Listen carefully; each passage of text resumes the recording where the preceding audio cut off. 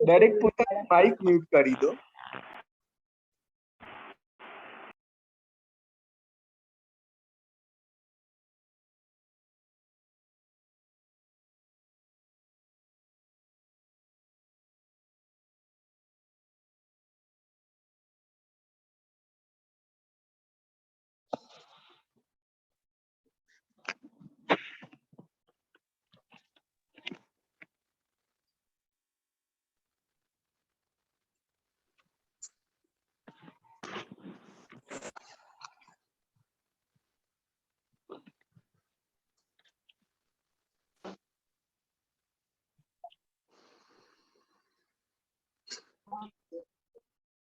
Okay, તો બંધારણને આપણે સંવિધાન પણ કહેતા હોઈએ છીએ.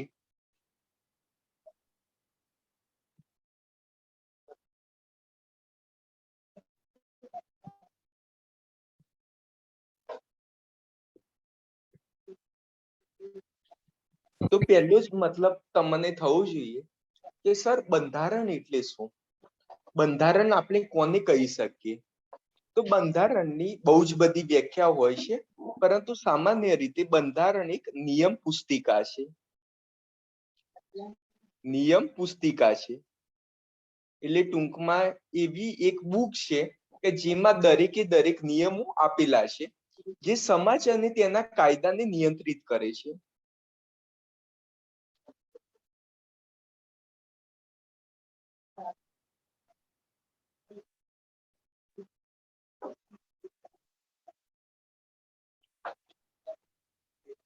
તો કાલ ઉઠીને તમને કોઈ પૂછે, ટૂંકમાં જણાવો કે ભાઈ સંવિધાન શું છે, બંધારણ શું છે, તો બંધારણ એક જાતની નિયમ પુસ્તિકા છે જે સમાજ અને તેના કાયદાને નિયંત્રિત કરે છે. હવે થવું જોઈએ સર સમાજને કેવી રીતે નિયંત્રિત કરે બંધારણ? તો અત્યારે તમને ખ્યાલ જ હશે કે આપણા ત્યાં દરેકે દરેક માટે રૂલ્સ બનાવવામાં આવેલા છે. જેમ કે ધારાસભા, કારોબારી, ન્યાયતંત્ર. તો ભાઈ ધારાસભા, તો ધારાસભામાં ચૂંટણી કેવી રીતે થશે લોકસભાની, રાજ્યસભાની ચૂંટણી કેવી રીતે થશે, રાષ્ટ્રપતિની ચૂંટણી કરવી હોય તો એ કેવી રીતે કરી શકાય, કોઈની નિમણૂક કરવી હોય તો કેવી રીતે કરી શકાય, કોઈ બરોબર રીતે કાર્ય નથી કરતું તેના પદમાંથી કાઢવું હોય તો કેવી રીતે કરે. એટલે ટૂંકમાં દરેકે દરેક સમાજ તેમજ કાયદા, દરેકે દરેક કાયદાના નિયંત્રિત કરવા માટેનું કામ બંધારણ કરતું હોય છે. હવે સ્વાભાવિક વસ્તુ છે, જેમ કે પહેલા દેશી રજવાડા હતા, તો ભલે દેશી રજવાડા હોય, પરંતુ કેવી રીતે રાજ્ય કરવું, શાસન કેવી રીતે ચલાવવું, તે માટે પ્રોપર એ લોકો બુક તો બહાર પાડતા જ હોય, પોતાની જાતને કરતા જ હોય, જેના કારણે ડિસાઈડ કરી શકાય કે કયા સિચ્યુએશન વખતે કેવા પ્રકારનો નિર્ણય લેવો, અને એ નિર્ણય જે આપણી માર્ગદર્શિકા આપેલી છે એના પ્રમાણે યોગ્ય છે કે નહીં, તેને સંવિધાન કહેવાય. હવે એક વસ્તુ મગજમાં યાદ રાખજો કે દરેકે દરેક દેશનું સંવિધાન હોય. અમુક લોકો એમ સમજતા હોય કે જેમ કે ઉત્તર કોરિયાનું કિંગ જોંગ છે, તો એમનું સંવિધાન ના હોય, તો ભાઈ એના ત્યાં બી સંવિધાન હોય. સંવિધાન એવું નથી કે લોકતાંત્રિક દેશનું જ હોય. સંવિધાન તો તાનાશાહી દેશ હોય એનું પણ સંવિધાન તો હોય જ. તમને ખ્યાલ હશે કે કિમ જોંગ એ એવો નિયમ બનાવ્યો છે કે ભાઈ એની સંસદમાં કોઈ પણ સૂતું હોય અથવા કોઈ મીટિંગ કરતું હોય તો કોઈ સૂતા પકડાય તો એમને તરત ના તરત ગોળી મારી દેવી. પછી એના દેશના નાગરિકો એના વિશે કોઈ પણ જાતનું ખરાબ ના બોલી શકે. જો કઈ પણ જાતનું ખરાબ બોલશે તો એને પણ ફાંસી ચડાવી દેવામાં આવશે. તો આ પણ શું થયું? એનું સંવિધાન જ થયું ને. એટલે મીન્સ શું થયું કે સંવિધાન પોઝિટિવ પણ હોઈ શકે અથવા નેગેટિવ પણ હોઈ શકે. તો તમને કાલ ઉઠીને પૂછાય કે ભાઈ સંવિધાન શું છે? તો સંવિધાન એક નિયમ પુસ્તિકા છે જે સમાજ અને તેના કાયદાને નિયંત્રિત કરવાનું કામ કરે છે. તેમજ વિશિષ્ટ કાનૂની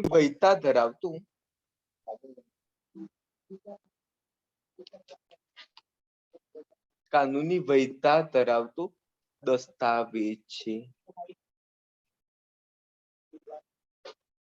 કાનૂની વૈધતા, આ બહુ ઇમ્પોર્ટન્ટ શબ્દ છે. કાનૂની વૈધતાનો મતલબ ભાઈ કાનૂની રીતે આને માન્ય ગણવામાં આવશે. હવે કાનૂની વૈધતા ના હોય તો તો એના તો પછી તમે એનું પાલન કરો કે ના કરો એનાથી શું ફરક પડે છે, પરંતુ આ કાનૂની વૈધતા ધરાવતો દસ્તાવેજ છે, એટલે મીન્સ આપણા બંધારણનું પાલન કરવું જ પડશે. એવું નહીં હોય કે ભાઈ મૂળભૂત અધિકાર આપેલા છે તો મૂળભૂત અધિકાર પછી આપણા બંધારણમાં મૂળભૂત ફરજો પણ આપેલી છે, તો એવું નહીં કે મૂળભૂત ફરજોનું પાલન કરવું હોય તો કરવું, ના કરવું હોય તો શું જતું હોય છે. બંધારણમાં જે કીધેલું છે તો બહુ બધી વાતો કીધેલી છે, તો એનું પાલન કરવું કે ના કરવું એનાથી શું ફરક પડે છે, તેવું નથી. આ કાનૂની વૈધતા ધરાવતો દસ્તાવેજ છે, આનું પાલન કરવું જરૂરી છે. આપણે દેશના નાગરિક હોય તો આપણા દેશના બંધારણ સંવિધાનનું પાલન કરવું જરૂરી છે. ઓકે. તેમજ બંધારણ વિવિધ સંસ્થાની કાર્યપ્રણાલીને નિયંત્રિત કરે છે.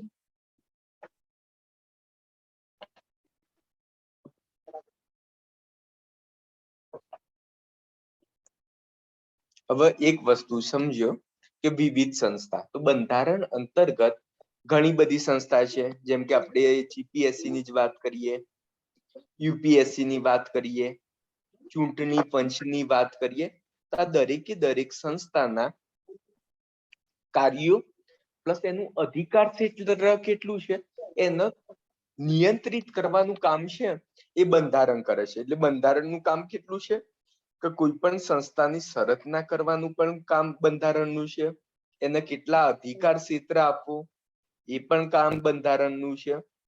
બંધારણ તમને કેટલું કોઈ પણ સંસ્થાને કેટલો અધિકાર ક્ષેત્ર આપે છે એ પણ કામ બંધારણનું હોય છે. આ બંધારણ એટલા જ માટે ખૂબ જ મહત્વનું કહી શકાય. હવે આના માટે તમે કોન્સેપ્ટ સૌથી મોસ્ટ આઈએમપી કોન્સેપ્ટ એ જ છે કે કાલ ઉઠીને તમે જીપીએસસી મેન્સ આપશો અથવા પ્રિલિમિનરી નું કોઈ સ્ટેટમેન્ટ વાળું હોય કે સંવિધાન, તો સંવિધાનનું હોવાનું મતલબ એવું નથી કે દરેકે દરેક સંવિધાન બહુ મસ્ત હોય. અમુક તાનાશાહી દેશ હોય તેનું સંવિધાન સારું ન પણ હોઈ શકે, એના રૂલ્સ બહુ ખરાબ હોઈ પણ શકે છે.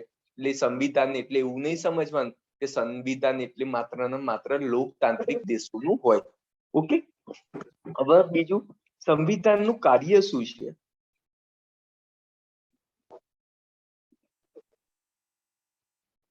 કેમ આપણે સંવિધાન બનાવવાની જરૂરિયાત છે? તો સંવિધાન એટલા માટે બનાવવાની જરૂરિયાત છે કે વિચારધારા બતાવે છે.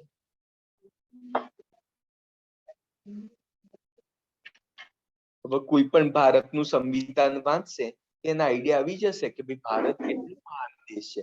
હવે દરેકે દરેક દેશ, તો દરેકે દરેક દેશની અંદર જાણી જવાની જરૂરિયાત ના રહે. આમ તો કેવું હોય કે દરેક દેશનું સંવિધાન ના હોય તો કોઈ પણ દેશને જાણવું હોય તે દેશના વહીવટી તંત્રને જાણવું પડે, દેશમાં જવું પડે, રહેવું પડે, તો આઈડિયા આવે કે ભાઈ બરોબર આ દેશની ખાસિયત શું છે એ માટે. પરંતુ આજના જમાનામાં એ જરૂરિયાત જ નથી. તમારે ધારો કે સમજો કે પાકિસ્તાન, તો પાકિસ્તાન દેશ વિશે જાણવું છે, ભાઈ પાકિસ્તાનનું સમાજ કેવું હશે, એમનું સંવિધાનનું બુક લઈ લેવાની, આખી આખી વાંચી જવાની, તો તમને પ્રોપર રીતે આઈડિયા આવી જશે કે ભાઈ એનો દેશમાં આટલી આટલી સ્વતંત્રતા આપેલી છે, એની નાગરિકને આટલી સ્વતંત્રતા મળતી હશે, પછી એમાં લઘુમતી લોકો છે એમને આટલી સ્વતંત્રતા મળતી હશે, આઈડિયા આવી જશે. ભારતનું બંધારણ વાંચીએ તો ભારતના બંધારણમાં માત્ર અમુક વાંચીએ ને તો પણ આપણને આઈડિયા આવી જશે કે ભાઈ આપણો દેશ તો ભાઈ પંથ નિરપેક્ષ છે, આપણામાં દરેક વાતની વાણી અભિવ્યક્તિ દરેક જાતની સ્વતંત્રતા આપવામાં આવી છે, નાગરિકોને મૂળભૂત અધિકાર આપવામાં આવેલા છે, તો મૂળભૂત અધિકારોનું રક્ષણ પણ કરતા હોય છે. પ્લસ આપણે સ્વતંત્રતા ન્યાયપાલિકા આવેલી છે. એટલે ટૂંકમાં આપણા દરેકે દરેક જે સારામાં સારા ગુણધર્મો છે અથવા અંદર કોઈ ખરાબ બાબતો છે એના વિશે પણ આપણને જાણકારી પ્રાપ્ત થઈ જાય છે. તો સંવિધાનનું કાર્ય શું છે? એ વિચારધારા બતાવે છે. એ મૂળભૂત કાનૂનની અભિવ્યક્તિ કરે છે.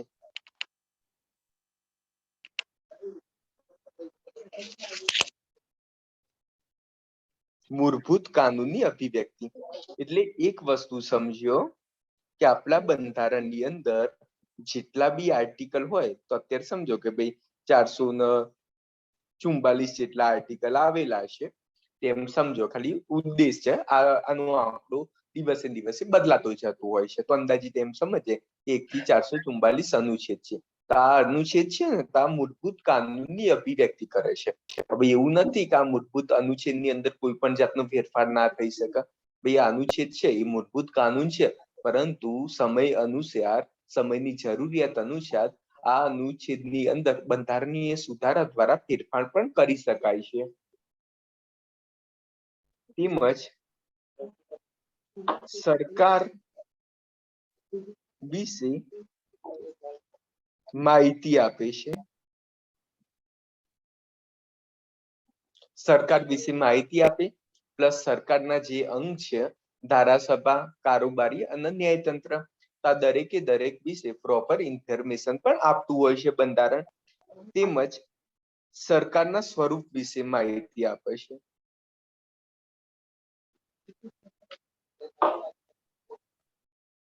ભાઈ સરકારનું સ્વરૂપ એકાત્મક છે તો સંઘાત્મક છે, એ દરેકે દરેક હું તમને સમજાવીશ. ટૂંકમાં તમને બંધારણ છે, સંવિધાન છે, એ સરકારના સ્વરૂપ વિશે પણ તમને ઇન્ફોર્મેશન આપે છે.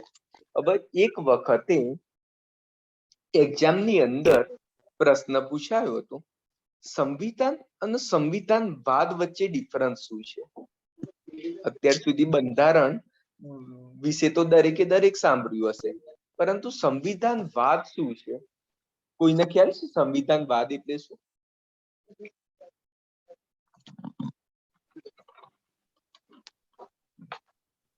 કોઈને ખ્યાલ છે સંવિધાનવાદ એટલે શું? ના સર.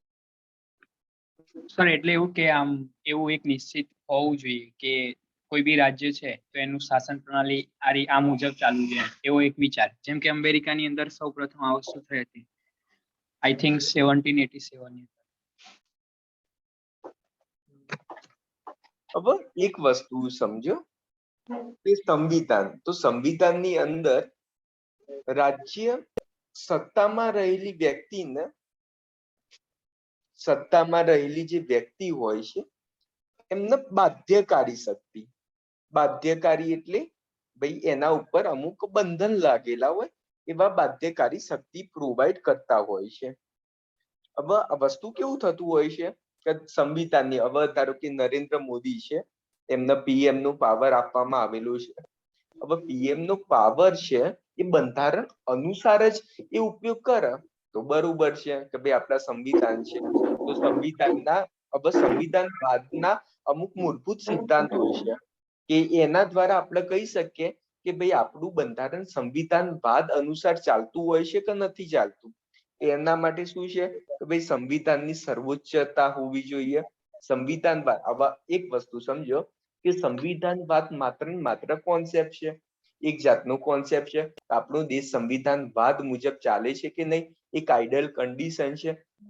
સંવિધાનવાદ પ્રમાણે ચાલે છે આપણો દેશ ક્યારે કહી શકાય કે ભાઈ આપણા સંવિધાનની સર્વોચ્ચતા હોય, એટલે મીન્સ જે બંધારણ હોય એની જ સર્વોચ્ચતા હોય. કોઈ પણ વ્યક્તિ વિશેષ બંધારણથી ઉપર નથી.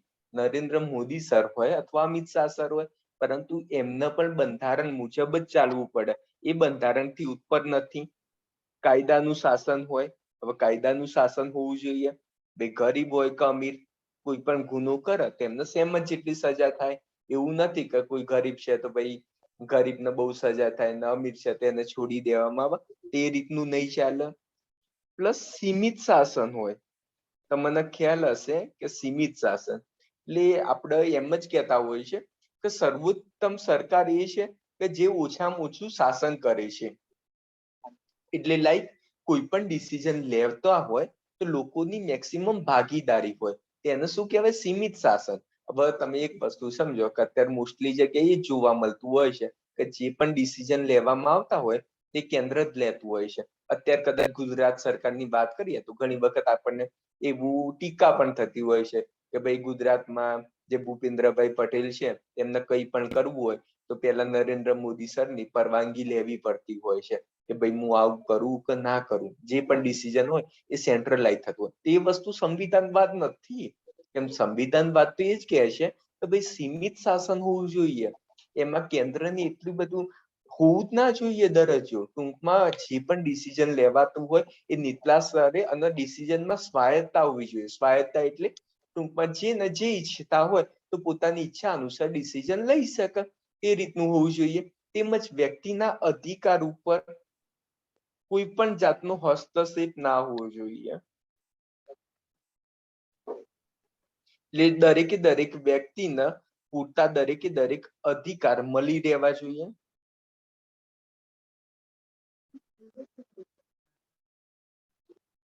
તેમજ રાજ્ય અને વ્યક્તિ વચ્ચેના અધિકાર વચ્ચે સમન્વય હોવો જોઈએ.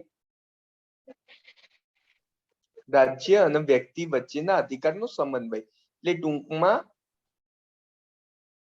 રાજ્ય જોડે પણ એટલા બધા અધિકાર ના હોવા જોઈએ કે જેના કારણે વ્યક્તિ પોતાની જાતે સ્વતંત્ર ના રહી શકે, ને વ્યક્તિ પર બી એટલી બધી સ્વતંત્રતા ના હોવી જોઈએ જેના કારણે એને કઈ પણ જાતની કોઈ પણ ખોટું કરવાની બીક જ ના રહે. એટલે અમુક નિયંત્રણ આપે, જેમ કે વાણી સ્વાતંત્ર્ય આપે છે, પરંતુ આપણને કહેતા હોય છે કે ભાઈ વાણી સ્વાતંત્રતાનો ઉપયોગ યોગ્ય રીતે કરવો. કોઈને ગારું બોલવું, કોઈના વિશે ખરાબ લખવું, આપણા દેશ વિશે ખરાબ લખવું, તે વસ્તુ યોગ્ય નથી. તે શું કહેવાય? નિયંત્રણ. એટલે મીન્સ તમને અધિકાર તો મળશે, પરંતુ એટલો બધો બી અધિકાર નહીં કે જેના કારણે તમે એકદમ નિયંત્રણ વિના ના થઈ જાય. ઘણા બધા ઘરમાંથી છૂટ મળતી હોય, પરંતુ અમુક નિયંત્રણ સાથે. એ જ વસ્તુ છે કે સંવિધાનવાદની અંદર સંવિધાનવાદની અંદર સૌથી ઇમ્પોર્ટન્ટ છે લોકતંત્ર હોવું જોઈએ. હવે તમે એમ કહો કે ભાઈ ઉત્તર કોરિયાની અંદર સંવિધાનવાદ છે, ભાઈ નથી. ઉત્તર કોરિયાની અંદર સંવિધાન છે, પરંતુ સંવિધાનવાદ નથી. એટલે ટૂંકમાં આપણે એમ કહી શકીએ કે ભાઈ સંવિધાન તે તો માત્ર ને માત્ર નિયમોનો દસ્તાવેજ છે. જ્યારે સંવિધાનવાદ ત્યારે જ કહી શકાય કે સંવિધાનવાદ હોવા માટે અમુક સિદ્ધાંતો હોય, એ સિદ્ધાંતોનું જો પાલન થતું હોય તો આપણે એમ કહી શકીએ કે ભાઈ આપણા દેશની અંદર સંવિધાનવાદ છે. તો જેમ કે સંવિધાનની સર્વોચ્ચતા, કાયદાનું શાસન હોવું જોઈએ, સીમિત શાસન હોવું જોઈએ, વ્યક્તિને પોતાના અધિકાર માટેની છૂટ હોવી જોઈએ, રાજ્ય વ્યક્તિ વચ્ચેના અધિકારોમાં સમન્વય હોવા જોઈએ. આ 4 મૂળભૂત સિદ્ધાંત છે. પ્લસ લોકશાહી તો હોવું જોઈએ. લોકશાહી નહીં હોય ત્યાં સુધી સંવિધાનવાદ નહીં હોય. તો કદાચ તમને મેન્સની અંદર 2 રીતે પ્રશ્ન પૂછી શકે છે કે સાહેબ સંવિધાન અને સંવિધાનવાદ વચ્ચે ભેદ શું છે એ સમજાવો, અથવા સંવિધાનવાદ એટલે શું. અને પ્રિલિમિનરીમાં તમને કોન્સેપ્ટ પૂછાશે, પ્રિલિમિનરીમાં સ્ટેટમેન્ટ વાઇઝ પૂછાશે કે ભાઈ સંવિધાનવાદ બાબતે નીચેના કથન તપાસો. તો પછી તમને એમ પૂછાય કે ભાઈ સંવિધાનવાદ દરેકે દરેક દેશોમાં જોવા મળે છે. સંવિધાનવાદ દરેકે દરેક દેશોમાં જોવા મળે છે. ભાઈ ખોટી વસ્તુ છે. સંવિધાનવાદ માત્ર ને માત્ર લોકતંત્ર દેશમાં જોવા મળે. એમ પૂછે બીજું, સંવિધાન દરેકે દરેક દેશમાં જોવા મળે છે, એ સાચી વસ્તુ છે. સંવિધાન તો દરેક દેશમાં જોવા મળે. મેં ઓલરેડી વાત કરી તો ઉત્તર કોરિયા જેવા તાનાશાહી દેશ હોય તેની અંદર પણ સંવિધાન જોવાતું મળતું જ હોય છે. પરંતુ આનું મુખ્ય તમને એવું થતું હશે સાહેબ સંવિધાનવાદનું આટલું બધું મહત્વ કેમ છે? તે જ મહત્વ છે. તો એક વસ્તુ સમજો કે આપણે નરેન્દ્ર મોદી સર છે, આપણે નરેન્દ્ર મોદી સરને આપણે ચૂંટ્યા, નરેન્દ્ર મોદી સરને આપણે ચૂંટ્યા છે, લોકોએ ચૂંટ્યા છે, એટલે આજે પીએમ છે. પરંતુ પીએમ બની ગયા તો આપણે શું કર્યું? સિસ્ટમ કેવી રીતે ચાલતી હોય એ તમને કહું છું કે મોસ્ટલી કેવું હોય કે શાસન હોય તો લોકો માટે કોઈ પણ વ્યક્તિનું શાસન કરતું હોય તો લોકો દ્વારા ચૂંટાતું હોય, સ્વાભાવિક વસ્તુ છે. તો બધા લોકોએ ભેગા થઈને ડિસાઈડ કર્યું, બહુમતી આધારે ડિસાઈડ કર્યું કે ભાઈ આપણા પીએમ છે એ નરેન્દ્ર મોદી બનશે. તો આપણે પીએમ બનાવ્યા છે તો આપણે એમને એક સત્તા આપી છે કે ભાઈ તમે પીએમ બન્યા છો, એમને સત્તા આપી છે કે તમે બંધારણ અનુસાર દેશને ચલાવો, બંધારણ અનુસાર દેશને ચલાવો. આપણા બંધારણની અંદર તમે હવે આપણું બંધારણ જોશો તો આપણા બંધારણની અંદર આ સંવિધાનવાદના દરેકે દરેક સિદ્ધાંત આપેલા છે. આપણા બંધારણની અંદર સંવિધાનની સર્વોચ્ચતા વિશે પણ વાત કરેલી છે, કાયદાના શાસનની વિશે પણ વાત કરેલી છે, ડિસેન્ટ્રલાઇઝેશન વિશેની પણ વાત કરેલી છે. આ દરેકે દરેક વસ્તુ આપેલું છે. એટલે ટૂંકમાં શું થાય કે ભાઈ ભારતના બંધારણમાં સંવિધાનની અંદર જ સંવિધાનવાદનો પાયો આપેલો છે. પાયો છુપાયેલો છે. તમે આપણું બંધારણ વાંચશો તો બહુ જ મસ્ત આદર્શો સાથે બનાવવામાં આવેલું છે. એટલે ટૂંકમાં નરેન્દ્ર મોદી સર પોતાની બાહ્ય સત્તાનો એટલો બધો ઉપયોગ ના કરે, ખરાબ રીતે ઉપયોગ ના કરે, જેના કારણે સંવિધાનવાદનું પાલન ના કરે, એટલા માટે આ સંવિધાનવાદનું એટલા માટે આટલું બધું ઇમ્પોર્ટન્ટ છે. એટલે કોઈ પણ વ્યક્તિને બાધ્યકારી શક્તિ પ્રોવાઈડ કરે, એટલે સીમિત શક્તિ પ્રોવાઈડ કરે છે. એમને તાનાશાહી કરતા રોકવા માટે સંવિધાનવાદ ઇમ્પોર્ટન્ટ છે. ઓકે, દરેકને ખ્યાલ આવી ગયો? તો કોઈને કઈ સર ખબર ના પડતી હોય તો પૂછો. હા સર બોલો. સંવિધાનવાદની અંદર અલેખિત કે લેખિતનું સ્વરૂપ હોય કે બંને માન્ય છે? એટલે મોસ્ટલી કેવું હોય છે કે સંવિધાનવાદમાં લોકતાંત્રિક હોવું જરૂરી છે. હવે એમાં જરૂરી નથી કે તમે કોઈ દસ્તાવેજની અંદર લેખિત સ્વરૂપ, જેમ કે આપણું બંધારણ છે તે એક દસ્તાવેજની અંદર કર્યું છે. અમુક લોકોમાં કેવું છે કે અલેખિતમાં બી કેવું હોય, અલેખિતમાં અલેખિત હોય એવું ના હોય, કે એમાં પણ લેખિત જ હોય, પરંતુ અલગ અલગ દસ્તાવેજોમાં છુપાયેલું હોય, એક દસ્તાવેજમાં સંગ્રહ ના થયેલું હોય. એટલે એ ઇમ્પોર્ટન્ટ નથી કે અલેખિત કઈ લેખિત હોય, પરંતુ સંવિધાનવાદનો સૌથી બેસ્ટ કોન્સેપ્ટ છે કે ભાઈ લોકશાહી ઢબે તમારું શાસન ચાલવું જોઈએ. હવે એક વસ્તુ સમજો કે આ વસ્તુ કેવું છે કે સારો છોકરો કોને કહેવાય? હવે કોઈ પણ મસ્ત સારો છોકરો કોને કહેવાય? આપણે એમ કેતા હોય કે ભાઈ એ રેગ્યુલર ઉઠતો હોય, ભણવામાં માતા પિતાના જે આદર્શો હોય એનું પાલન કરતો હોય, પછી ભણવામાં યોગ્ય રીતે ડેલી 8 થી 10 કલાક રીડિંગ કરતો હોય, દરેકે દરેક લોકો જોડે સારી રીતે વાતચીત કરતો હોય, એને સારો છોકરો કહેવાય. તો સંવિધાનવાદ બી એ જ વસ્તુ છે કે સંવિધાનવાદની અંદર અગત્યના ફીચર્સ આપી દીધા છે કે ભાઈ દેશ લોકતાંત્રિક હોય, કાયદાનું શાસનનું પાલન થવું જોઈએ, જે બાહ્યકારી જે આડેધડ રીતે ડિસિઝન લેવાની તાનાશાહી હોય એ પ્રકારનું ના હોવું જોઈએ. પ્લસ દરેકે દરેક વ્યક્તિને સ્વતંત્રતા હોવી જોઈએ. પ્લસ રાજ્ય અને વ્યક્તિ વચ્ચે તો જે અધિકારો છે તેનું સમન્વય થયેલું હોવું જોઈએ. ત્યારે આપણે એમ કહી શકાય કે ભાઈ આ દેશ છે એ સંવિધાનવાદ મુજબ ચાલતું હોય છે. ઓકે, હવે આના માટે અલગ અલગ આમાં દરેકમાં વસ્તુ ફિક્સ જ હોય છે કે દરેક જે અમુક ઇતિહાસકાર હોય ને, અથવા મહાન બંધારણવિદ, તે લોકો પોતાની જાતે સિદ્ધાંતો આપતા હોય છે. જેમ કે કેસી બેહર અને એન્ડ્રુજ અનુસાર સંવિધાનવાદ, આ નામ લખવાના, આ ટાઈપનું કદાચ મેન્સની અંદર તમને એક્ઝામમાં પૂછાય કે સાહેબ સંવિધાનવાદ એટલે શું, તો તમારે એવું લખી શકો કે ભાઈ કેસી બેર અને એન્ડ્રુજ ના મત અનુસાર સંવિધાનવાદ એટલે શક્તિઓનું વિભાજન હોવું જોઈએ,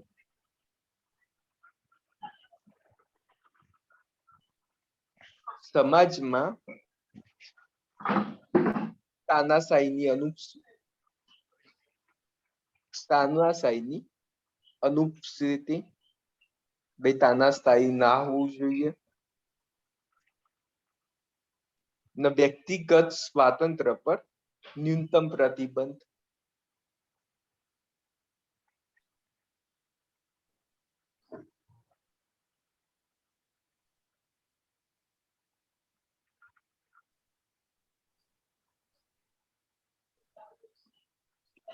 એમને કીધું કે ભાઈ આ ફીચર્સ હોય તેને સંવિધાનવાદ છે એ કહી શકાય. હવે વસ્તુ પૂછાય કે શું, તમને એક્ઝામમાં પૂછાય કે શું ભારતમાં સંવિધાનવાદ છે? શું ભારતમાં સંવિધાનવાદ છે? આ અંગે તમારી શું માન્યતા છે તે જણાવો.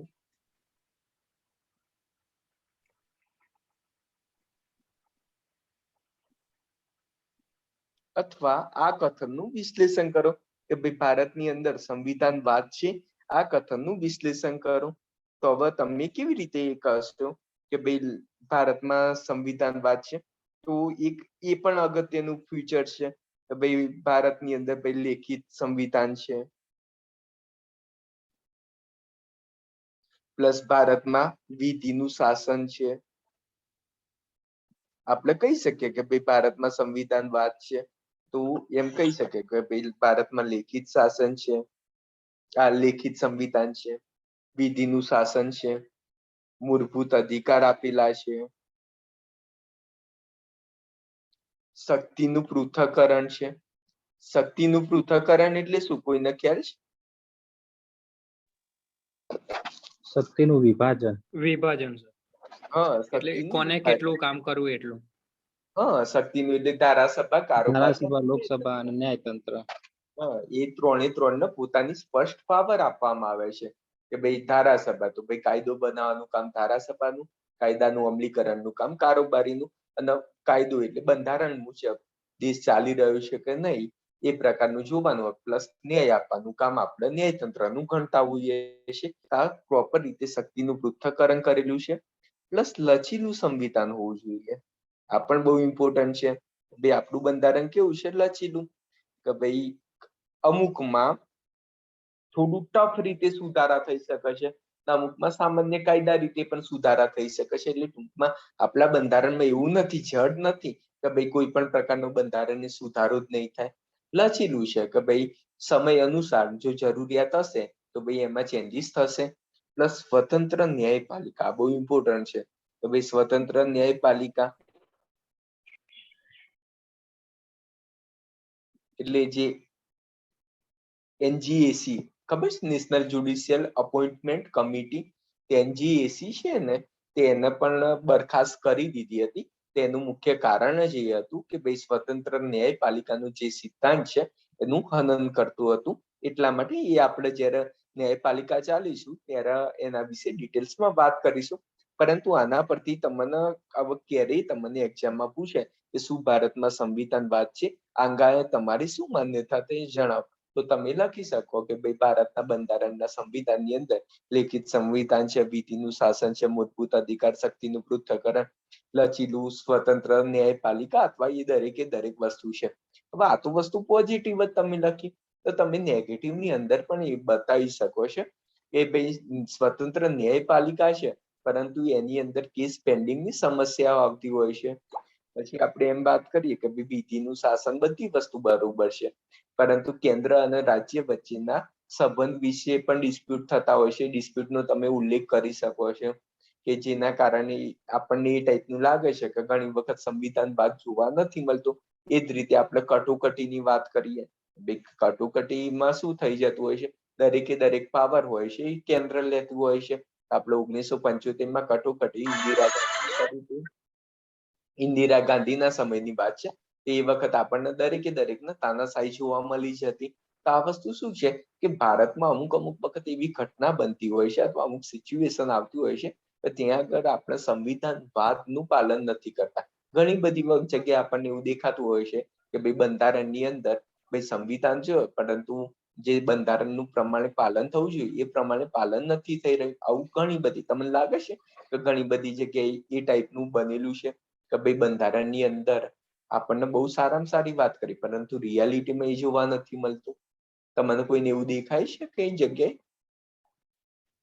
હા સર, અમુક જે છે ડિસિઝન જે છે ડાયરેક્ટ લઈ લેવાય છે. જેમ કે આપણે નોટબંધી થઈ તો સીધું કેન્દ્રમાંથી, એ વખતે કોઈનું વિચાર્યું નતું, એટલે નિષ્કાળ હા, નથી. એવા અમુક એટલે છે. એટલે આ જ રીતે છે કે કેન્દ્ર રાજ્ય સંબંધ, જેમ કે નેશનલ ડિઝાસ્ટર મેનેજમેન્ટ એક્ટ જે આપણે કોરોનાના ટાઈમમાં આવ્યું હતું તો 2005, તેમાં પણ જે અમુક જોગવાઈ કરી તો રાજ્યની જે પરામર્શ કરવી જોઈએ એ પ્રમાણે નથી કરેલી. પછી ઘણા બધા મુદ્દા એ ટાઈપના તો ચાલતા જ રહેતા હોય છે ડિસ્પ્યુટ કેન્દ્ર રાજ્ય વચ્ચે. પ્લસ બીજું કેવું છે કે આપણા દેશની મુખ્યમાં મુખ્ય સમસ્યા જે છે કે કેન્દ્ર રાજ્ય સંબંધમાં નાણાં રિલેટેડ કોઈ પણ મોટી સમસ્યા ઉત્પન્ન થવું હોય, તમને ખ્યાલ હોય છે કઈ પણ મગજમારી થતી હોય તો સૌથી મોટી મગજમારી પૈસાને લઈને જ હોય. આપણા દેશનું બંધારણ એ રીતે કરવામાં આવ્યું છે કે કેન્દ્ર પાસે, એ દરેક પોતાનું માઇક મ્યુટ રાખી દો, કેન્દ્ર પાસે પૈસાની આવક, ઇન્કમનો સોર્સ મેક્સિમમ કેન્દ્ર પાસે છે. જે બી ઇન્કમ જનરેટ થતી હોય મેક્સિમમ કેન્દ્ર પાસે જનરેટ થતી હોય છે. હવે તમે એક વસ્તુ વિચારો કે ભાઈ રાજ્ય પાસે પોતાની એટલી ઇન્કમ જ ના હોય, એની જોડે ખર્ચા વધુ છે, એની જોડે જવાબદારી વધુ છે. એ સ્વાભાવિક છે કે પૈસા માટે કેન્દ્ર અને રાજ્ય વચ્ચે ડિસ્પ્યુટ તો થવાના જ છે. એટલે આ વસ્તુ પણ છે કે નાણાંની યોગ્ય ફાળવણી બી નથી થતી, એ પણ રીઝન છે. પ્લસ બીજું તમે જોઈ શકો છો કે આપણા બંધારણની અંદર જુઓ કે રાજનીતિના માર્ગદર્શક સિદ્ધાંત, તેની અંદર એ રીતે નીતિ બનાવવાની કીધી છે કે જેના કારણે આપણે સામાજિક પ્લસ આર્થિક સમાનતા સમાજમાં ઉત્પન્ન થાય. પરંતુ આપણે તો જોઈએ છે કે એ ટાઈપનું કંઈ પણ જોવા નથી મળતું. યુનિફોર્મ સિવિલ કોડ ની પણ વાત કરી છે કે ભાઈ આપણે પ્રયત્ન કરીશું. હજી યુનિફોર્મ સિવિલ કોડ બી નથી આવેલો. પ્લસ ગરીબ લોકોને નિઃશુલ્ક કાનૂની સહાય મળશે એ પણ આપણે નથી જોતા કે ગરીબો આજે પણ પીડાતું હોય છે. ગરીબ ન્યાય લેવા જતું હોય તો એમને બહુ જ બધી પ્રોબ્લેમ થતું હોય છે. એના કારણે ગરીબો જતા બી નથી. આજે પણ મહિલાઓની સ્થિતિ એટલી જ ખરાબ છે. એટલે મીન્સ શું થાય કે આપણા સંવિધાનની અંદર તો દરેકે દરેક વસ્તુ આઈડલ જ બતાવેલી છે, પરંતુ જે સંવિધાનનું જે પ્રમાણે આપેલું છે એ પાલન જે પ્રકારે થવું જોઈએ આપણે ટ્રાય કરે છે. આજે બી આપણા દેશના લોકશાહી જ કહેવાતું હોય છે. તો આની અંદર તમે ડેમોક્રેસી ઇન્ડેક્સ પણ લખી શકો છો કે આપણે ડેમોક્રેસી ઇન્ડેક્સની અંદર સંપૂર્ણ લોકશાહી કેટેગરી નથી આવતા. કદાચ તમે ડેમોક્રેસી ઇન્ડેક્સ જુઓ, મને હાલ મને પ્રોપર રીતે યાદ નથી કે ડેમોક્રેસી ઇન્ડેક્સની અંદર આપણું જે પદ કયું છે, પરંતુ થોડું નિર્બળ લોકતંત્રની અંદર હોય ને એ ટાઈપમાં આપણી ગણતરી થતી હોય છે. તો એ વસ્તુ શું બતાવે છે કે ભાઈ આપણા લોકતંત્ર દેશ છે, સંવિધાનવાદની વાતો કરીએ છીએ, પરંતુ હજી જે પ્રકારે સંવિધાનવાદ હોવું જોઈએ એ નથી. એ આપણે કોઈ પણ વસ્તુ આપણે કહેતા હોઈએ ને તો ઉદાહરણ આપવું પડે. જેમ કે એવું કીધું કે ભાઈ આપણે બરોબર પ્રમાણે લોકતાંત્રિક રીતે નથી ચાલતા, તો એક્ઝામિનર કેવી રીતે માનશે કે ભાઈ તમે એ કહો છો એ વાત સાચી છે? તો તમારા ઉદાહરણમાં ડેમોક્રેસી ઇન્ડેક્સ આપવું પડે કે ભાઈ ડેમોક્રેસી ઇન્ડેક્સ તાજેતરમાં આવ્યો હતો, જે આ માનાંકોના આધારે ડિસાઇડ કરવામાં આવ્યું હતું. એમાં આપણે બહુ પાછળ છીએ. એના પ્રમાણે કહી શકાય કે ભાઈ આપણે હજી પણ જે પ્રકારે પ્રગતિ થવી જોઈએ, જે પ્રકારનું સંવિધાનવાદ લાગુ થવું જોઈએ, એ પ્રકારે આપણે સંવિધાનવાદ એ લાગુ કર્યું નથી. એ પ્રકારે કહી શકાય. હવે ટૂંકમાં આનાથી બે વસ્તુ ક્લિયર થઈ ગઈ હશે કે ભાઈ સંવિધાન શું છે. તો ભાઈ એક નિયમોનું કાનૂની દસ્તાવેજ છે. એ તમે સિમ્પલી લખી શકો છો અને સંવિધાનની અંદર દરેકે દરેક વસ્તુ આવી જાય. ભાઈ સંવિધાનનું કાર્ય શું છે, એના સરકારનું સ્વરૂપ વિશે ખ્યાલ આવે, વિચારધારા શું છે એના વિશે ખ્યાલ આવે. એ બધી વાતો જ કરવાની છે. એ તો દરેકને આવડે. મેન સંવિધાનવાદ વિશે ખબર હોવી જોઈએ. તો તમે સંવિધાનવાદ વિશે કદાચ એક્ઝામમાં પૂછાય તો અત્યારે તમે કોન્ફિડન્સ ફીલ કરો છો કે સારી રીતે એને લખી શકો, અથવા એના રિલેટેડ કોઈ પણ સ્ટેટમેન્ટ પૂછાય તો હેન્ડલ કરી શકો? Yes sir. ઓકે. સર આની અંદર આપણું જે છે પ્રણાલી આપણી બંધારણીય, એ મિશ્ર સમવાય તંત્રી છે. તો એ આપણું પોઝિટિવ કહેવાય કે નેગેટિવ કહેવાય? ઓકે. એ પોઝિટિવ કહેવાય કે નેગેટિવ કહેવાય? એટલે આમાં તો વસ્તુ કેવું છે કે દરેકે દરેક વસ્તુમાં પોઝિટિવ બી સંપૂર્ણ ના કહેવાય, નેગેટિવ બી ના કહેવાય. હવે આપણા દેશની તો તમને પરિસ્થિતિ ખબર જ હશે કે આપણે આઝાદ થયા હતા. તો આઝાદ થયા હતા તો એક વસ્તુ કહેવાતું હોય છે કે જેટલું સમવાય તંત્રી હોય તે વધુ સારું. એકાત્મક હોય, એકાત્મક એટલે મેન જે પણ ડિસિઝન લેવાતા હોય અથવા જે પણ હોય સેન્ટ્રલ તરફથી લેવાતા હોય, એ તો સ્વાભાવિક વસ્તુ છે કે એ વસ્તુ આમ એક પ્રકારે ખરાબ જ વસ્તુ કહેવાય. પરંતુ આપણી સિચ્યુએશન એ હતું કે એ વખતે વિભાજનકારી તત્વો વધુ હતા.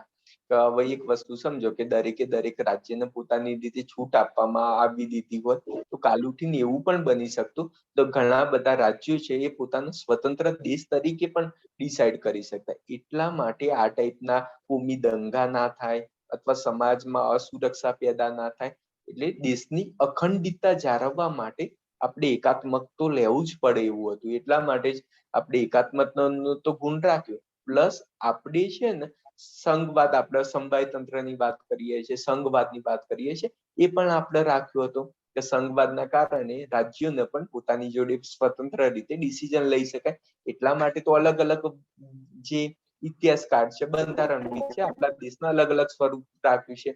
આપણે એમ કહેતા હોઈએ છીએ કે ભાઈ રેગ્યુલર કન્ડિશનની અંદર આપણો દેશ છે એ સમવાય તંત્ર છે, એ સંઘવાદનું પાલન કરતું હોય છે. પરંતુ જ્યારે ખરાબ અથવા કટોકટીની સિચ્યુએશનમાં આપણો દેશ એકાત્મક સ્વરૂપે વર્ણન કરતું હોય, એકાત્મક સ્વરૂપે એની પ્રણાલી ચાલતી હોય છે. આ રીતનું કહેવાતું હોય છે.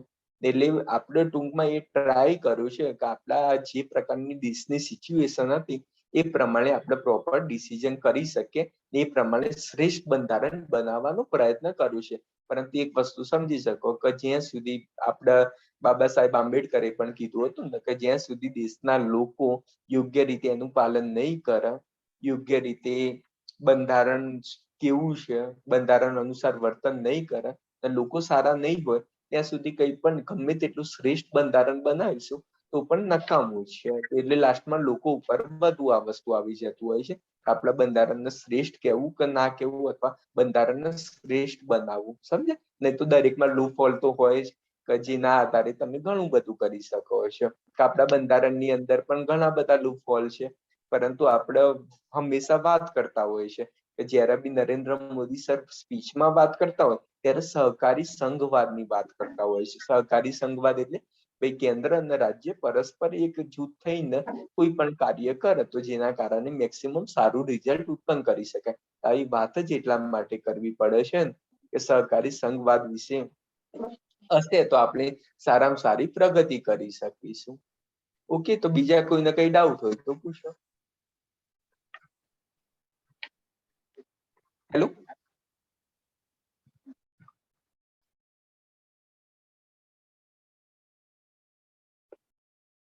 કોઈને કઈ ડાઉટ છે?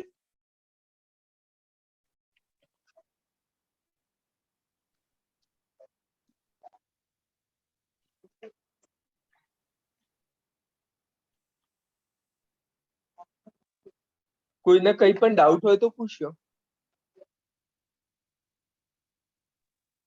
નથી સર, આગળ. ઓકે.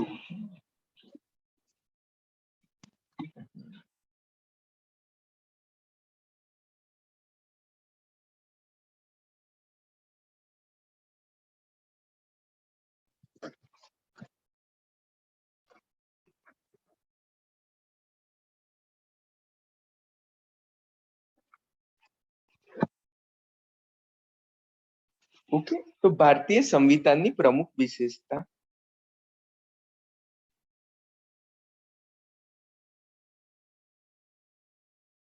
તમે સિલેબસ જોયો છે દરેકે? હા. તો તમે કદાચ ટોપિક જોયો હશે કે આપેલું છે કે ભારતીય સંવિધાનની પ્રમુખ વિશેષતા વિશે.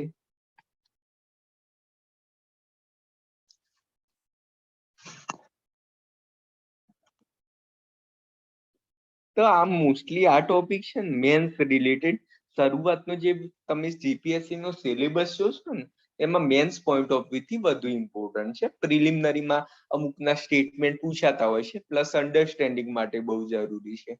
કે જો તમારે પ્રોપર અન્ડરસ્ટેન્ડિંગ નહીં હોય તો પછી પાછળથી લોકોના જીમ મને ખ્યાલ હોય છે કે ઘણા બધા ક્લાસ 3 માં આખું બંધારણ પણ વાંચ્યું હોય પણ એમને કોઈ સંઘવાદ એટલે શું, એકાત્મક એટલે શું, આ બધા સામાન્ય ટર્મિનોલોજી નો પણ ખ્યાલ નથી હોતો. તો એવું ના થવું જોઈએ.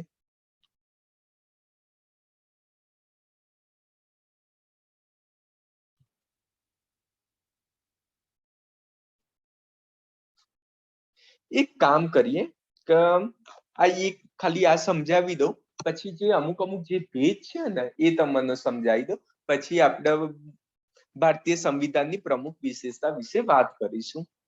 કે લેખિત પ્લસ વિસ્તૃત સંવિધાન. તો તમને ખ્યાલ હશે કે ભારતનું બંધારણ લેખિત છે અને વિશ્વનું સૌથી લાંબુ બંધારણ લેખિત બંધારણ તરીકે પણ આપણે ગણતા હોઈએ છીએ. હવે આ વિસ્તૃત સંવિધાન હોવાનું મુખ્ય કારણ શું છે, કોઈને ખ્યાલ છે?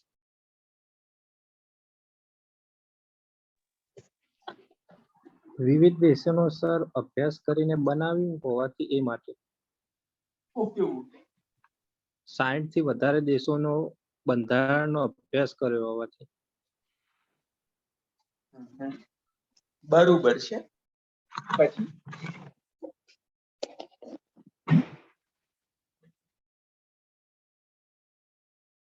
હેલો, તમામ વર્ગોને અંદર આવરી લેવા માટે, જેમ કે ગરીબ છે, અમીર છે વગેરે, સામાજિક રીતે બી જે છે એ બધાને.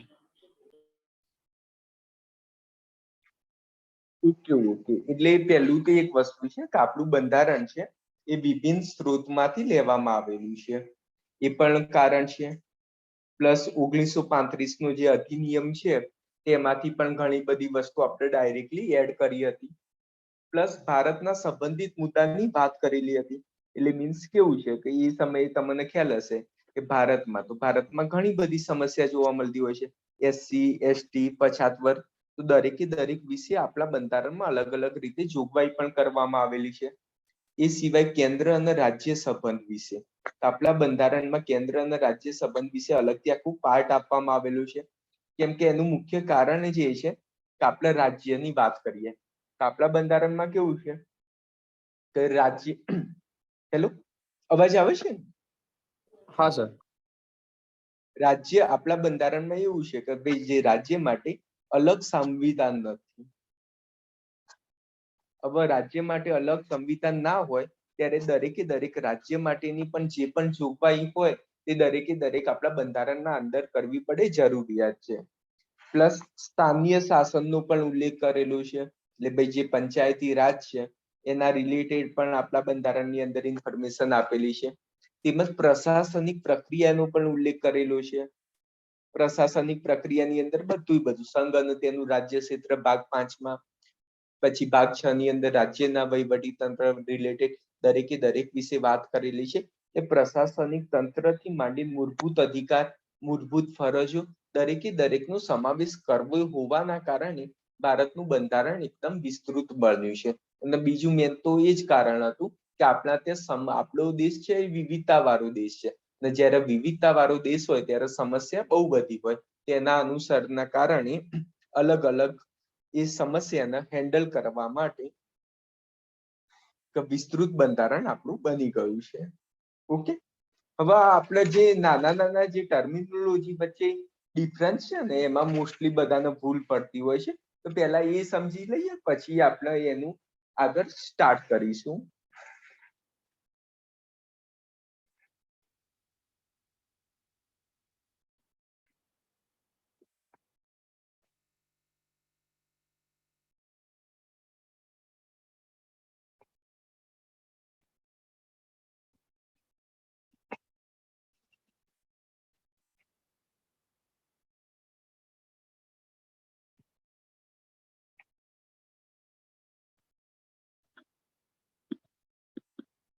કોઈને ખ્યાલ છે કે સંવિધાનિક, વૈધાનિક, ગેર સંવિધાનિક ને અસંવિધાનિક આ ચાર વચ્ચે ડિફરન્સ શું છે?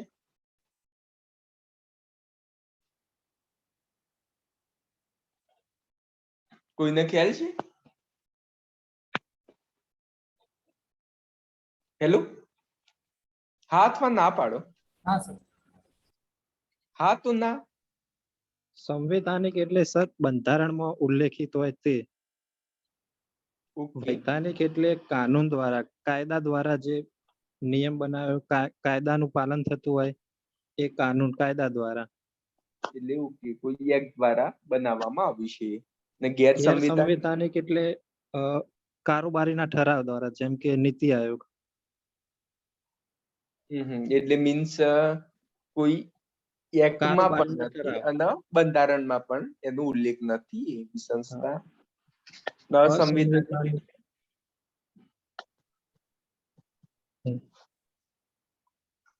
અસંવિધાનિક બંધારણની અંદર જેનો ઉલ્લેખ નથી પણ સરકારને સહાય માટે એ અસંવૈધાનિક સંસ્થાએ કરે છે. અસંવિધાનિક, અસંવિધાનિક એટલે જે ખરાબ વસ્તુ છે, જેમ કે ઓકે. એનજીએસી છે. હા. એનજીએસી નેશનલ જ્યુડિશિયલ અપોઇન્ટમેન્ટ કમિટી, તે એના આપણે અસંવિધાનિક જાહેર કર્યું હતું. તમને ખ્યાલ છે ને કે 99મું બંધારણને સુધારો લાવ્યો હતો, પછી લાસ્ટમાં સુપ્રીમ કોર્ટે એને અસંવિધાનિક જાહેર કર્યું હતું. તો અસંવિધાનિક એટલે મીન્સ જે સંવિધાનની વિરુદ્ધમાં છે, જે બંધારણના વિરુદ્ધમાં છે, જે બંધારણના આપણા જે મૂળભૂત સિદ્ધાંત છે, મૂળભૂત માળખાના સિદ્ધાંત છે, એના વિરુદ્ધમાં હોય એનું દરેકે દરેકનો સમાવેશ અસંવિધાનિકમાં થઈ જાય. એટલે હવે સમજી લો કે સંવિધાનિક સંસ્થા કોને કહેવાય? જેનો બંધારણમાં ઉલ્લેખ છે. એટલે જે બંધારણના આર્ટિકલ 1 થી માંડી 444 આર્ટિકલ સુધીમાં જેનો જેનો ઉલ્લેખ છે એ દરેકે દરેકનો ઉલ્લેખ, એને સંવિધાનિક સંસ્થા કહેવાય. જેમ કે ચૂંટણી પંચ, તો ચૂંટણી પંચને શું કહેવાય? સંવિધાનિક. કેમ કે ભાઈ આર્ટિકલ 324 ની અંદર ભાઈ એ સંવિધાનિક છે. ભાઈ એટર્ની જનરલ નું પદ તે શું કહેવાશે? ભાઈ સંવિધાનિક છે. કેમ કે ભાઈ આર્ટિકલ 76 ની અંદર એટર્ની જનરલ પદની વિશે વાત કરવામાં આવી છે. કેગની વાત કરીએ 148 અંતર્ગત કેગની વાત કરવામાં આવી છે. આ દરેકે દરેક એટલે ટૂંકમાં બંધારણના આર્ટિકલમાં જે સંસ્થાનો ઉલ્લેખ હોય અથવા અનુચ્છેદની અંદર જે જોગવાઈ હોય એ દરેકે દરેકને સંવિધાનિક કહેવામાં આવે. પછી વૈધાનિક, તો વૈધાનિક કોને કહેવામાં આવે? કે જેને એક્ટ બનાવીને લાગુ કરવામાં આવ્યો હોય, જેના માટે કોઈ એક્ટ બનાવ્યો હોય, તેના જે બંધારણના અનુચ્છેદની અંદર નથી એની વાત, પરંતુ એક્ટ બનાવીને વિશેષ પ્રકારની સંસ્થા બનાવવામાં આવી હોય, જેમ કે મહિલા આયોગ. મહિલા આયોગની વાત બંધારણના કોઈ પણ અનુચ્છેદની અંદર મહિલા આયોગ વિશે વાત નથી કરવામાં આવી, પરંતુ પાછળ એના વિશે એક્ટ બનાવવામાં આવ્યો હતો. તે જ રીતે અલ્પસંખ્યક આયોગ, સૂચના આયોગ, આપણે આરબીઆઈ ની પણ વાત કરીએ. ભાઈ આરબીઆઈ તો બંધારણની અંદર કોઈ જગ્યાએ એવું અનુચ્છેદ નથી લખ્યું કે ભાઈ આરબીઆઈ વિશે વાત કરવાની. એટલે ટૂંકમાં કે જેને એક્ટ બનાવીને એ સંસ્થા બનાવવામાં આવેલી હોય તે વૈધાનિક સંસ્થા અથવા સ્ટેચ્યુટરી બોડી કહેવામાં આવે છે. સ્ટેચ્યુટરી બોડી કહેવામાં આવે છે. હિન્દુ મેરેજ એક્ટ, એટલે જેની પાછળ એક્ટ લાગેલો હોય ને તે મોસ્ટલી બધી વૈધાનિક સંસ્થા હોતી હોય છે. પછી ગેર સંવિધાનિક, એટલે જે સંવિધાનમાં બી નથી અને એક્ટમાં પણ નથી, જેમ કે નીતિ આયોગ, રાષ્ટ્રીય વિકાસ પરિષદ,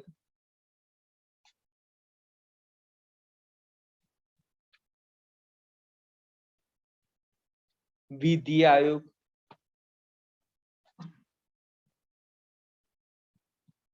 આ દરેકે દરેક સંસ્થા. તો આનો એક્ટ ઉલ્લેખ એક્ટમાં પણ નથી અને બંધારણમાં પણ એનો ઉલ્લેખ નથી. એ ડાયરેક્ટ અમુક વખત કેબિનેટ સચિવ હોય છે, એમના ભલામણથી બનાવવામાં આવી હોય, અથવા કોઈ મંત્રીમંડળની ભલામણથી કોઈ સંસ્થા બનાવવામાં આવી હોય, તે ટાઈપની આ સંસ્થા હોય છે, જેને ગેર સંવિધાનિક અને જે બંધારણના વિરુદ્ધમાં હોય તે પ્રકારની કોઈ પણ જાતની સંસ્થા બનાવવામાં આવે તેને અસંવિધાનિક કહેવામાં આવે છે. અને અસંવિધાનિક સંસ્થા હોય તેને તો બરખાસ્ત જ કરી દેવામાં આવે.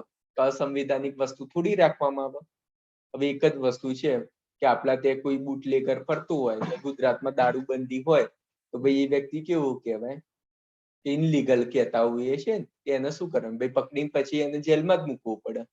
પછી એવું નહીં કે ભાઈ એ સંવિધાનિક છે. એ અસંવિધાન વ્યક્તિને સમાજમાં કોઈ પણ પ્રકારનું સ્થાન નથી. એટલે જે એનજેએસી છે એ અસંવિધાનિક સંસ્થા છે. તો આટલો ભેદ સમજ્યો.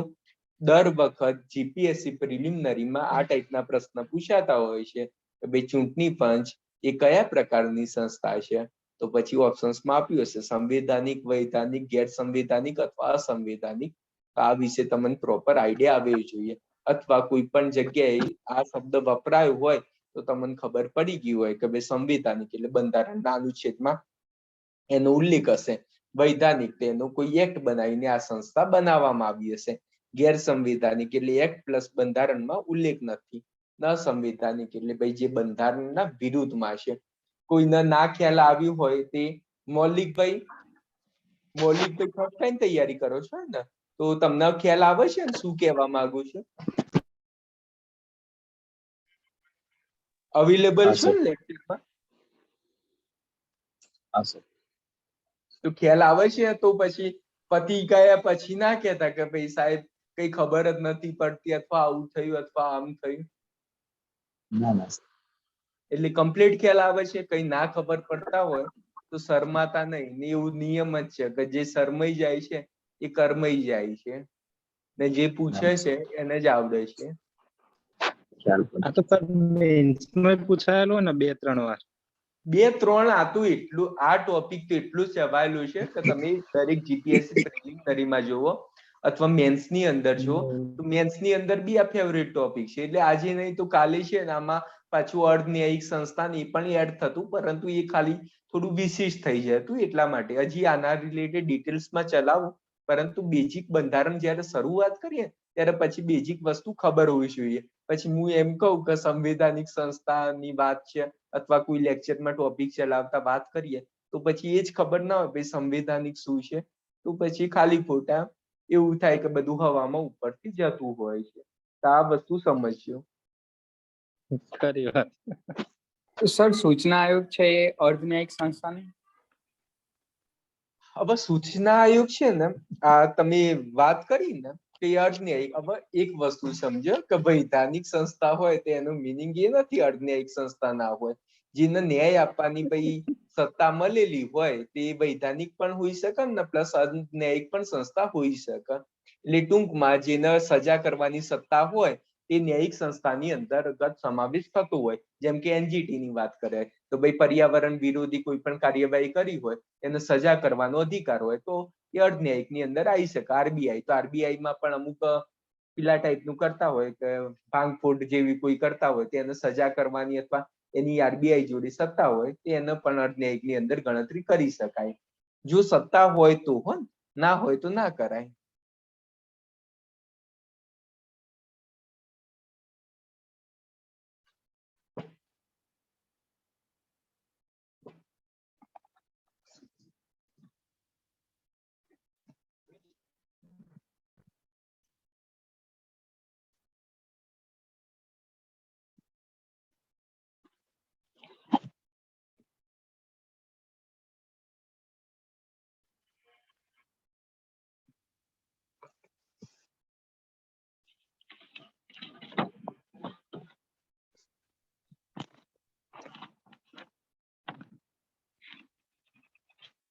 ઓકે.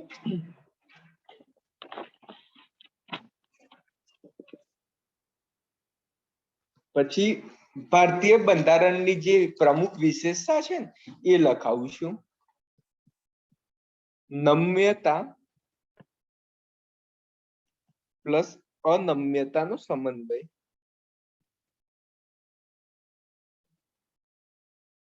એટલે કેટલાક કાનૂનમાં ચેન્જીસ કરવું હોય તો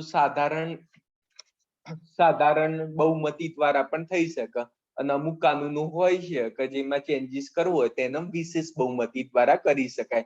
તેનું જે વિશે ઉલ્લેખ છે તો જયારે આપણે બંધારણીય સુધારા વિશે ભણીશું ત્યારે વાત કરીશ. એટલે ટૂંકમાં એમ સમજજો કે ભાઈ ભારતના બંધારણની અંદર નમ્યતા અને અનમ્યતાનો સમન્વય છે. જવાહરલાલ નહેરુનું સ્ટેટમેન્ટ બહુ પૂછાતું હોય છે. જવાહરલાલ નહેરુએ કીધું હતું કે મેં ટ્રાય કર્યું કે ભારતનું બંધારણ જેટલું દ્રઢ અને સ્થાયી બનાવવું હોય તેટલું બનાવ્યું, આમ છતાં પણ સંવિધાનમાં સ્થાયિત્વ નથી.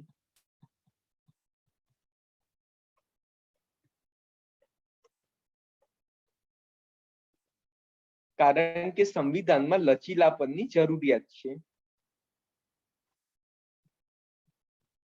એટલે ટૂંકમાં સાર સમજો કે જવાહરલાલ નહેરુએ સંબોધનમાં કીધું કે ભાઈ ભારતનું બંધારણ જેટલા દ્રઢ અને સ્થાયી બનાવવું જોઈતું હતું એટલું અમે બનાવ્યું, પરંતુ આપણું વિશ્વ એ સંક્રાંતિ કાળમાં જઈ રહ્યું છે. એવા ટાઈમે આપણે એવું ના કરી શકીએ કે ભાઈ આ બંધારણ ફિક્સ કરી નાખે, આ બંધારણમાં કોઈ પણ જાતનું ચેન્જીસ ના જ કરી શકાય. કેમ કે કાલ ઉઠીને અમુક વિશેષ સમસ્યા આવતી હોય તેના માટે બંધારણમાં અમુક ચેન્જીસ અથવા અમુક નિયમોમાં ફેરફાર કરવા જરૂરી છે. એટલા માટે એમને કીધું કે ભાઈ બંધારણની અંદર લચીલાપન પણ જરૂરિયાત છે. તો કદાચ એક્ઝામમાં પૂછે કે ભાઈ આ સ્ટેટમેન્ટ કોને આપ્યું હતું, તો જવાહરલાલ નહેરુએ આપ્યું હતું. પછી લોકતાંત્રિક, એ તો દરેકને ખબર હશે કે ભાઈ ભારત દેશ છે એ લોકતાંત્રિક છે.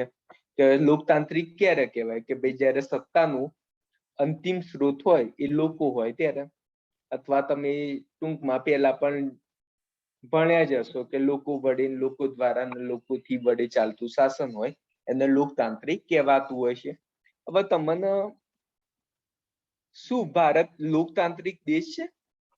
ભારત કોમનવેલ્થની સદસ્યતા પણ છે. તો શું આપણે ભારતને સાર્વભૌમ દેશ કહી શકીએ? હા, કહી શકાય. કેમ કહી શકાય? કોમનવેલ્થની સદસ્ય માત્ર અર્થતંત્ર માટે સ્વીકારી હતી, જ્યારે સર્વોચ્ચ નિર્ણયો તો લોકો દ્વારા અને લોકોના ચૂંટાયેલા પ્રતિનિધિ જ લેતા હોય. આથી લોકતાંત્રિક અને સાર્વભૌમિક કહી શકાય. ઓકે.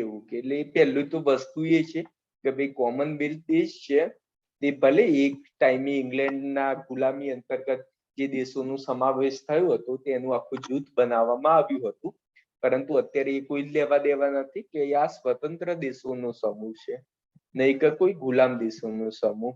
પ્લસ આનું મુખ્ય ઉદ્દેશ તમે જેમ કીધું એમ કે આર્થિક સ્વાયત્તા માટે આ ગ્રુપ બનાવવામાં આવ્યું હતું.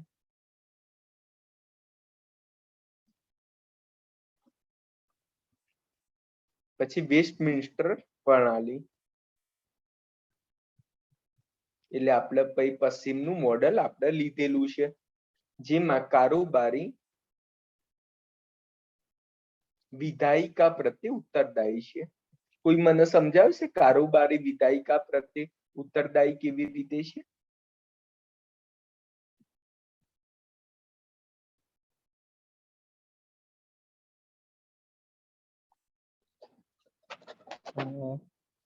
શું સર કહેજો? કારોબારી વિધાયિકા પ્રત્યે ઉત્તરદાયી છે એ કેવી રીતે? અત્યારે આપણે જે મોડેલ છે વેસ્ટમિન્સ્ટર મોડેલ છે, તેમાં એવું હોય કે કારોબારી વિધાયિકા પ્રત્યે ઉત્તરદાયી હોય.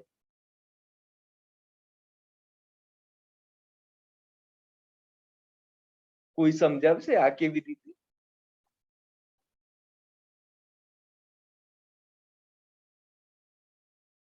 કોઈને ખ્યાલ નથી? વિધાયિકાના સભ્યો જે કારોબારીમાં આવતા હોય એ પ્રમાણે સર કહી શકાય. જેમ કે સર કઈ બી થાય દેશની અંદર તો મોસ્ટ ઓફ કારોબારીના થઈને થાય. જેમ કારોબારીના જે વડા હોય છે એ આપણે નરેન્દ્ર મોદી છે, તો દેશની અંદર કઈ થાય તો એના ઉત્તરદાયી એ છે, એ રીતના કહી શકીએ. એ રીતે નથી કે એટલે ટૂંકમાં એમ છે કે ભાઈ કારોબારી વિધાયિકા પ્રત્યે ઉત્તરદાયી છે, એટલે મીન્સ વિધાયિકાનો વિશ્વાસ પ્રાપ્ત હોય ત્યાં સુધી તે સત્તામાં લઈ શકે. તમને ખ્યાલ હશે કે કોઈ પક્ષ સત્તામાં ક્યાં સુધી રહી શકે? જ્યારે વિધાયિકાનો વિશ્વાસ પ્રાપ્ત હોય ત્યાં સુધી સત્તામાં રહી શકે.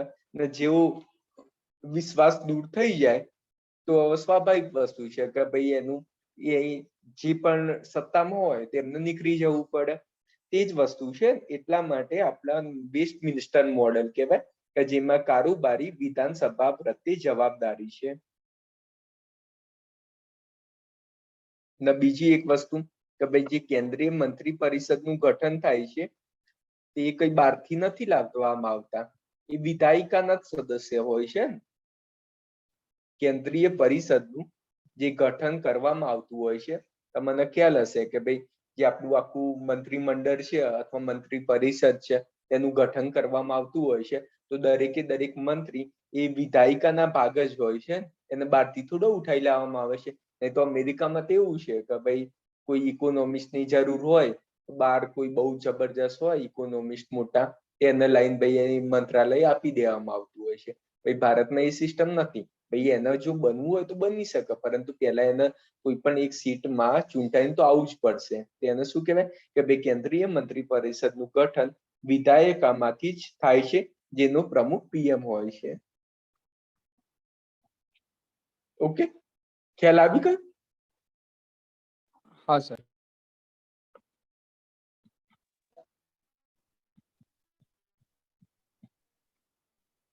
સંસદીય સંપ્રભુતા.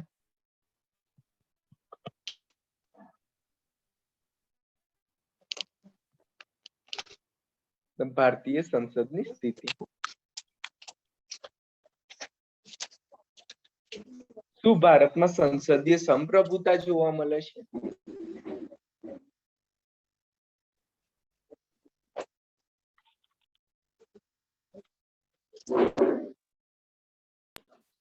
અમુક બાબતોમાં સંપ્રભુતા કહી શકાય અને અમુક બાબતમાં ન પણ કહી શકાય. એટલે ટૂંકમાં એક વસ્તુ સમજો કે સંસદીય સંપ્રભુતા ક્યારે કહેવાય? સંસદ એવું કોઈ પણ કાયદો ના, એટલે ટૂંકમાં સંસદ જે પણ કાયદો બનાવે કે એને ખારીજ કરવું હોય અથવા જે પણ કોઈ પણ જાતનું સંશોધન કરવું હોય, દરેકે દરેક વસ્તુ કરી શકે. પ્લસ એ ન્યાયિક પાલિકા એને ખારીજ કરી શકતું નથી. સૌથી ઇમ્પોર્ટન્ટ સંસદીય સંપ્રભુતા ત્યારે જ કહેવાય કે ન્યાયપાલિકા એને ખારીજ કરી શકતો નથી. કોઈ પણ બંધારણને સુધારો લાવ્યો તો વાત પૂરી થઈ ગઈ.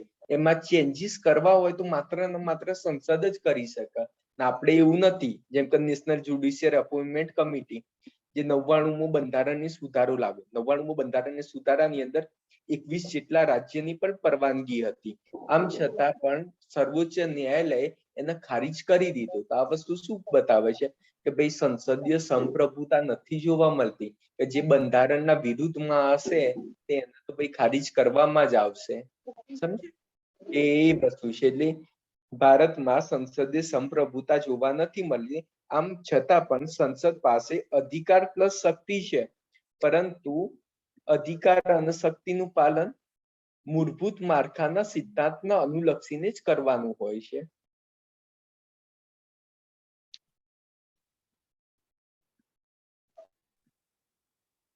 હવે એક વસ્તુ સમજો કે કાલ ઉઠીને બીજેપી એટલી જબરજસ્ત બહુમતીમાં આવી જાય છે, લોકસભામાં એ બહુમતીમાં છે, રાજ્યસભામાં એ સ્પષ્ટ બહુમતીમાં છે, તે તો ઈચ્છે તો આખું બંધારણ ચેન્જ કરી દેશે. તો આ વસ્તુ બને તો પછી તો કેવું થઈ જાય, સંસદીય સંપ્રભુતા હોય તો રાતોરાત બધું બદલાઈ જાય. પછી રાતોરાત મોદી અમિત શાહ વાત કરી દે કે ભાઈ ભારત દેશ છે હિન્દુ રાષ્ટ્ર કહેવાશે. તો આ વસ્તુ કરી શકાય? આ વસ્તુ કરી શકાય? એ મૂળભૂત માળખાના સિદ્ધાંતના વિરુદ્ધમાં છે. એટલે આપણા આમુખની અંદર પ્લસ આપણા બંધારણની અંદર અમુક મૂળભૂત માળખાનો સિદ્ધાંત આપ્યો છે. એ જયારે કેશવાનંદ ભારતીનો કેસ આપણે વિશે વાત કરીશું ને ત્યારે જણાવીશ કે એમાં જે પણ ધર્મનિરપેક્ષ, સાર્વભૌમ ને પ્રજાસત્તાક ને દરેકે દરેક જે વસ્તુ આપેલું છે, ધારાસભા, કારોબારી અને ન્યાયતંત્રની શક્તિનું સ્પષ્ટ વહેંચણી, આ દરેકે દરેક વસ્તુ મૂળભૂત માળખાના સિદ્ધાંત અંતર્ગત ગણવામાં આવતું હોય છે. એના વિરુદ્ધ કોઈ પણ જાતનું સ્ટેપ હોય એ તમે ના લઈ શકો. ઓકે. હવે આજે મારે અર્જન્ટમાં એક સરના ત્યાં જવું પડશે, તો એક થોડું અર્જન્ટ કામ આવ્યું છે. તો આપણે કાલે છે ને, કાલે લેક્ચર રવિવારે, તો રવિવારે એવું હશે ને તો આપણે રાતે લેક્ચર રાખીશું. હેલો, દરેક રવિવારે ફ્રી છે ને? Okay sir. ઓકે. તો કાલે હવે જેમ જેમ ટાઈમ જશે ને તેમ ટાઈમ પણ વધારીશું, કેમ કે અત્યારે મોસ્ટલી 1 કલાક, 1.5 કલાક, પોણા 2 કલાક જેવું લેવાતું હોય છે, કેમ કે શરૂઆતનો ઇનિશિયલ બેચ છે એટલા માટે. ઘણા બધાને એટલી બધી આદત બી ના હોય સાંભળવું, ના કઈ એટલું મજા જેવું તો કઈ છે નહીં, જે સાંભળીએ તો ડાયરામાં બેસ્યા હોય તો મજા આવે, કોઈ જોક્સ મારે એ રીતે. આમાં તો કંટાળી જવાનું છે. સાચી વસ્તુ છે ને, કે આમાં તો કઈ એવું તો કઈ છે નહીં કે સાહેબ સંવિધાન વિશે વાત કરે છે તો કઈ મજા. એટલે કદાચ જે નવા આવ્યા હશે ને તેમને તકલીફ પડતી હશે, કદાચ જે જૂના હશે ને જેને ખરેખર જાણવું હશે એમને કઈ નવું જાણવા બી મળતું હશે. સમજ્યા? એટલે ને બીજું આમ બરોબર લાગે છે ને, કઈ આમ તકલીફ એવું કઈ બોલીએ છે? Okay sir. Complete sir. ના, એટલે પછી અમુક ને પાછી પતી જાય ને સિલેબસ, પછી કદી લેક્ચરમાં આવવાનું નહીં, પછી છેલ્લા દિવસે કન્ફ્યુઝ, કઈ ખબર નથી પડતી, તો પછી નહીં જ પડે ને. એટલે રેગ્યુલર લેક્ચરમાં આવશો તો પડશે ખબર, નહીં તો પછી લાસ્ટમાં તો જે હતું એ જ થવાનું છે. એ તો દરેકને ખ્યાલ જ હોય છે. સારું, ચલો.